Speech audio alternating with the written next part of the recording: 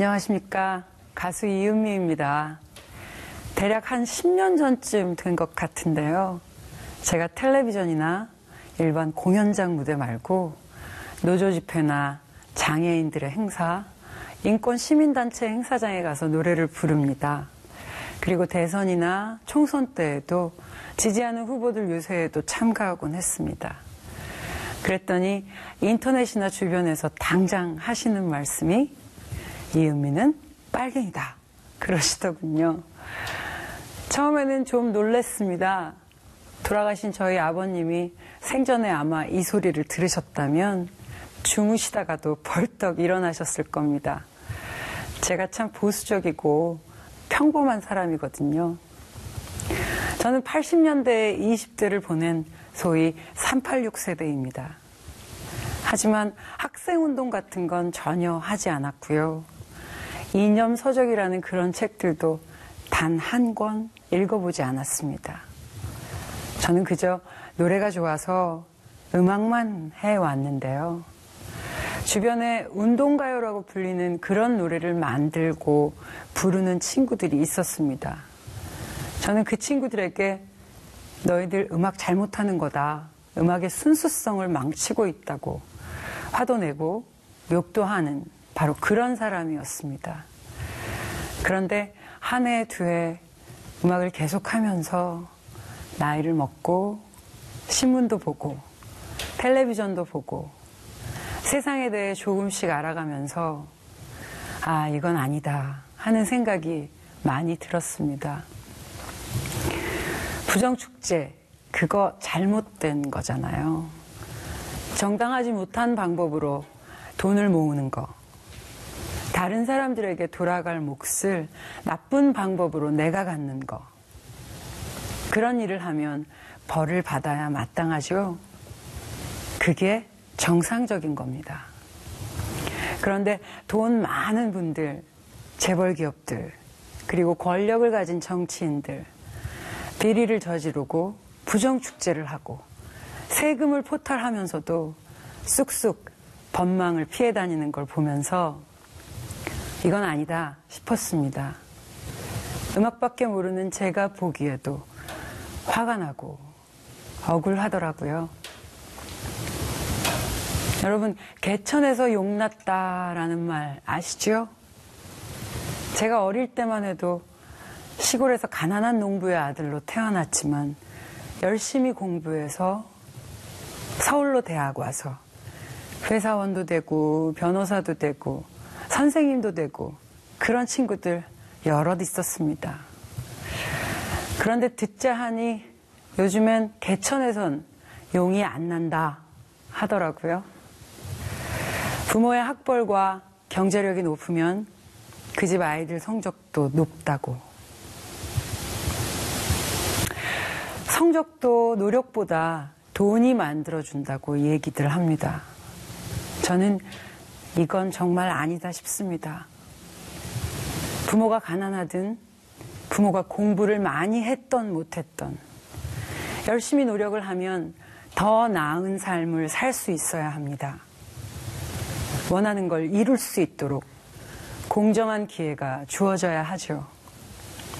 국가가 그렇게 되도록 노력하는 사람들을 지원해줘야 하는 것입니다. 돈도 세습하고 권력도 세습하고 부모가 가난하니까 너희도 영원히 그리 살아라. 그건 민주국가가 아니라는 생각이 들었습니다. 그러고 나니까 서서히 조금씩 눈이 떠지고 할 말은 좀 하고 살아야겠다라는 생각이 들었습니다. 저 이은미는 가수이고 음악을 하는 사람이긴 하지만 저 역시 대한민국의 국민의 한 사람이니까요.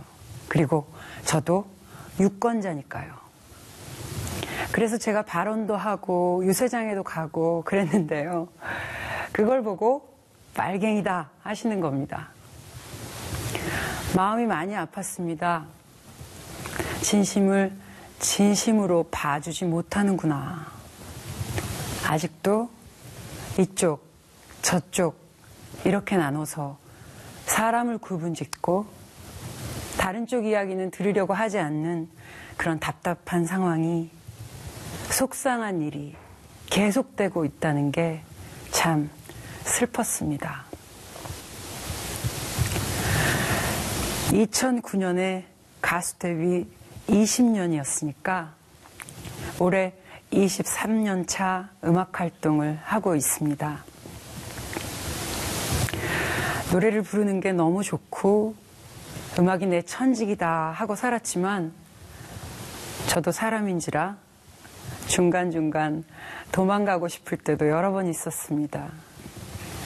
무대에 서는 게 너무 무서웠던 적도 있었고 나는 왜 이렇게 재능이 없을까 절망할 때도 있었죠. 그러다가 20주년 됐을 때 그래도 20년이니까 정리를 해보다 음악은 내 운명이구나 하는 걸 느꼈습니다. 길이 제 앞에 쭉 있는데 그걸 뚜벅뚜벅 걸어가지 못하고 왔다 갔다 하다가 결국 제 자리로 들어선 것 같은 그런 느낌이었죠.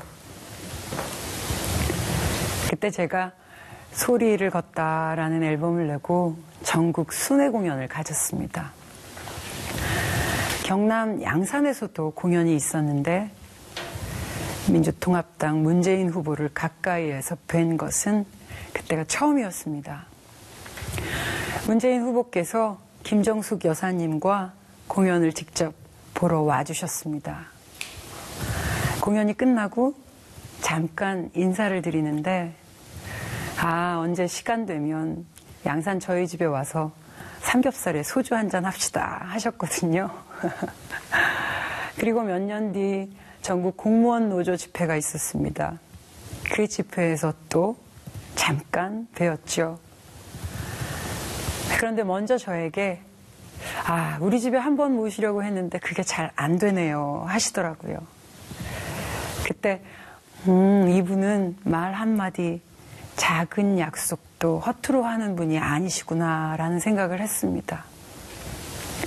제가 가수 생활을 하는 사람이기 때문에 많은 분들을 만나게 되지요. 그럼 다시 또 보자, 언제 밥 한번 합시다 라는 말들을 참 많이 하십니다. 하지만 그걸 기억하고 다음에 진짜 약속을 지키시는 분 그리 많지 않거든요. 올해 봄 부산에서 총선을 치를 때 제가 부산에 공연이 있어서 잠깐 들렀다가 잠시 뵈러 갔었습니다. 선거 무사히 잘 치르시라고 노란색 넥타이를 하나 선물로 드렸는데 받는 그 자리에서 넥타이 바꿔 매시고 참 좋아라 하셨습니다. 그때 제가 받았던 인상이 동네 인심 좋은 통장님 그런 느낌이었어요. 작은 정성을 기쁘게 받을 줄 아는 분. 참 서민적인 분이구나. 그리고 한결같이 따뜻한 분이구나 느꼈습니다. 저는 우리나라 대통령이 뼛속부터 친미이고 친일이다 하는 얘기를 들었을 때 이거 정말 정상이 아니다 싶었습니다. 창피했거든요. 외국 언론에서 독재자의 딸이 대통령 후보로 나와서 그것도 여론조사에서 1위다 그런 기사를 보니 이것도 정말 정상이 아니다 싶습니다. 그런데 문재인 후보, 이분은 지극히 평범한 분이에요. 군대 다녀왔죠. 가정 꾸려서 아이들 잘 키우고 살아오셨죠. 변호사라는 직업에 충실하고 세금 꼬박꼬박 내셨죠. 그리고 정치에는 전혀 뜻이 없었어도 친구가 도와달라 했을 때 어려운 길을 함께 동행해주는 따뜻한 마음을 가진 분이잖아요. 문재인 후보라면, 그분이 대통령이라면 당당해질 수 있을 것 같아요. 자랑할 수 있을 것 같아요. 그래서 오늘 저는 문재인 후보가 왜 우리의 대통령이 되어야 하는지 이야기하고 싶어 이 자리에 나왔습니다. 기자분들은 다 알고 있는 사실인데요. 문재인 후보는 청와대 민정수석 하실 때도 그렇고 국회의원이 되신 후에도 전화를 직접 받습니다. 사무실로 전화해서 비서분들이 받게 되는 건 어쩔 수 없지만 본인 핸드폰으로 온 전화는 꼭 직접 받아서 이야기를 듣고 일을 처리해 주는 걸로 유명합니다. 여러분, TV 토론 다 보셨죠? 세 분 후보 중에서 문재인 후보가 유난히 다른 점이 하나 있습니다. 그건 잘한 것은 잘했다 하고 잘못한 것은 잘못했다. 이제는 고쳐서 잘못을 되풀이하지 않겠다고 분명하게 얘기하는 것입니다. 수많은 정치인을 봐왔지만 그렇게 정직하고 겸손한 분은 만나기 쉽지 않습니다. 그걸 보면서 이분은 정말 우리의 이야기를 잘 들어주겠다 하는 생각이 들었습니다. 실제로 문재인 후보는 대학생 때부터 밤을 새서 친구들과 토론하고 대화하는 걸 즐겨 했다고 합니다. 남의 얘기를 들을 줄 아는 귀를 가진 분입니다. 의견이 다르고 입장이 다른 상대라도 일단은 무슨 얘기를 하는지, 뭘 원하는지 들어주는 대통령. 저는 지금 우리에게 꼭 필요한 대통령은 바로 이런 분이라고 생각합니다.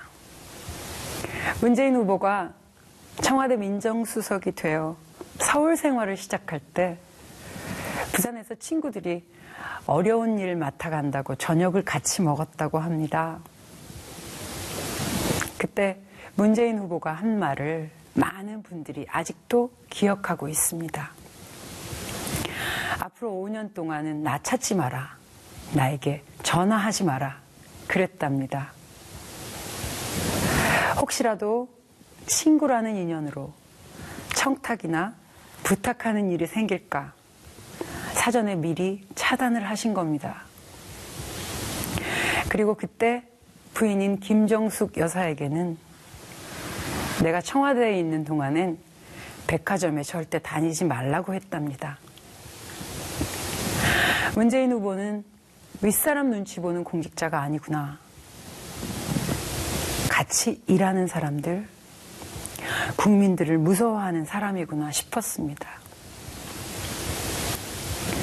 공직에 있는 사람, 권력의 중심부에 있는 사람은 더욱더 겸손하고 더욱더 청렴하게 살아야겠죠. 그래야 국민들이 믿고 나란 일을 맡길 수 있는 것이니까요. 옛날 어른들은 결혼을 안 했으면 영원히 아이고 나이가 어려도 결혼을 하면 어른 대접해 주셨죠. 저도 뒤늦게 결혼을 해서 40 중반에 간신히 어른이 됐습니다. 예전에 저희 어머님이 결혼을 하고 아이를 낳고 한 달에 정해진 돈을 가지고 살림을 살아봐야 산다는 게 뭔지, 왜 바르게 살아야 하는지, 왜 착하게 살아야 하는지 알게 된다 하셨는데요. 요즘 제가 그 말씀이 뭔지 피부로 느끼고 있습니다. 혼자 살 때 하고 결혼해서 가족이 있는 것하고 참 많이 다르더군요. 제일 크게 달라진 게 내 중심으로 사는 게 아니라 가까운 남편의 생각, 남편의 기분, 남편이 원하는 거, 그런 걸 제가 알려고 한다는 거예요. 다른 사람을 배려하는 마음이 조금은 커진 것이겠죠? 내 것, 내 시간, 내 기분, 이런 것만 중요했었는데 다른 사람, 여러 사람들을 생각하게 됐습니다. 난로 위에 끓고 있는 주전자가 뜨겁다는 거 만져봐서 아 뜨거! 하고 경험을 하면 그때 알게 됩니다. 그래서 경험이 참 중요한데요. 살림 안 해본 사람들은 콩나물 100원 깎으려고 시장에서 씨름하는 그 마음을 결코 모릅니다. 아이를 키워봐야 왜 세상이 공정하고 안전하고 다 같이 잘 사는 사회가 되어야 하는지 알게 됩니다. 아이를 키우면 별일 다 많다 하게 되는데 언제 무슨 일이 벌어질지 모르는 거기 때문이잖아요. 내 아이만 잘한다고 되는 게 아닙니다. 다른 집 아이들도 다 같이 잘 자라야 내 아이도 바르게 클 수 있습니다. 저는 문재인 후보가 그런 보통 사람의 삶을 살아오셨다는 점에서 더욱 믿음이 갑니다. 책에서 본 거, 누가 전해준 말, 텔레비전에서 본 게 아니라 직접 느끼고 경험하고 그 어려운 부모의 길을 여러분처럼 보통 서민들처럼 살아오셨으니까 더 많이 이해하고 더 절실하게 우리의 얘기를 들어줄 것이라 생각합니다. 저는 요즘 문득 절실하게 느끼는 게 제가 참 많은 사랑을 받고 있구나입니다. 새 음반을 만들면 어디선가 이은미의 새 음반이다 하시면서 사서 들어주시는 분들. 제가 그 사랑을 갚는 첫째는 무대 위에서 노래를 열심히 하는 거고요. 그 다음은 조금 더 나은 세상을 만드는데 저의 작은 재능을 보태는 일이라 생각합니다. 세상을 바꾸는 일은 저뿐만이 아니라 여러분 모두가 힘을 모아야 하는 일이죠. 어느 날 갑자기 나타나 어디서 오는 건지도 모를 힘을 등에 업고 에스컬레이터를 타고 승승장구 오르는 사람을 보면서 저것도 능력이다. 나는 왜 저런 반칙할 능력도 없지? 하면서 부러워하십니까? 아닙니다. 그런 반칙이 용납되는 세상이 되어서는 안 됩니다. 열심히 노력하는 사람들이 정당한 대우를 받는 사회가 좋은 사회라고 생각합니다. 여러 사람들이 함께 고민하고 함께 뜻을 모아서 방향을 정하고 또 달리기를 하고 잘못된 것은 고쳐나가고 그렇게 같이 사는 방법을 찾아가는 세상이 좋은 세상입니다. 문재인 후보는 그 스스로가 원칙과 상식을 지키려고 노력했습니다. 그래서 기회는 평등하게 할 것입니다. 과정은 공정하게 할 것입니다. 그 결과는 정의로울 것입니다. 라는 말을 저는 믿습니다.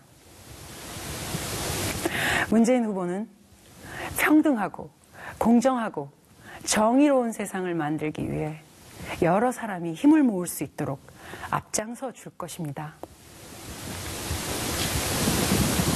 돈과 권력보다 사람을 먼저 봅니다. 우리들과의 한 약속 분명히 지켜갈 것입니다. 투표해 주세요. 감사합니다.